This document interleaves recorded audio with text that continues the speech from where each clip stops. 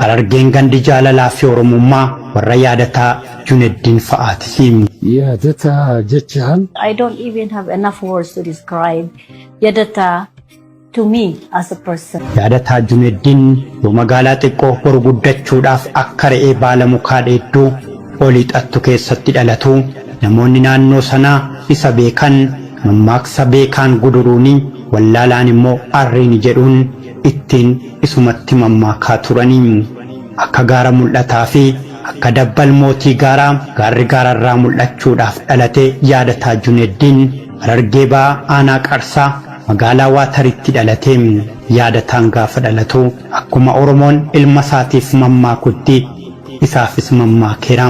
Waasadi kalammiitu jedhan waasadi qabeenyi kalammiitu jedhan niitiilleen kalammiitu jedhan ilminis kalammiiti. Lammii teenya keessaan namni kanaa dhufuun kun hedduu itti gabbanneeti itti gammanne.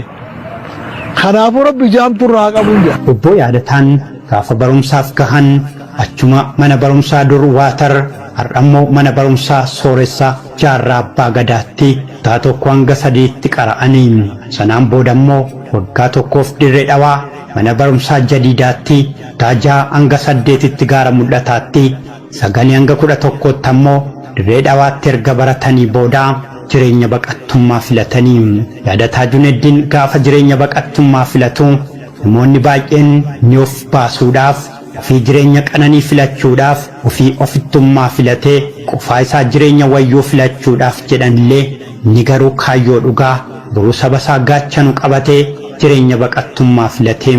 Anaa fi Yaadataan akka ilma hangafaatti ilaala. Fakkiidhaaf dhugaa jirtu yoo lafa kaa'e istirookiin na dha'e asitti istirookiin na dha'e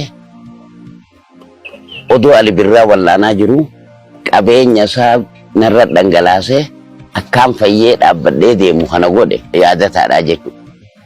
Yaadataa jechuun jiruu artistoota Oromoodhaati. Gargaarsiisaa hadu'ees jiraatees hundaa bira dhaabbata.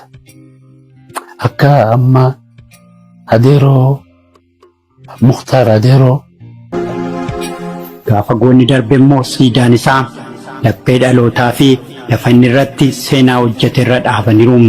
Addunyaa kana irratti dhalli namaa faayidaa malees hin jiru. Irree nama biraa irratti hirkatullee jiraachuu qaba. Isa irree namaa irratti hirkate kanaaf ammoo hundi wabii miti. Abbaa wabii ta'uuf qaba.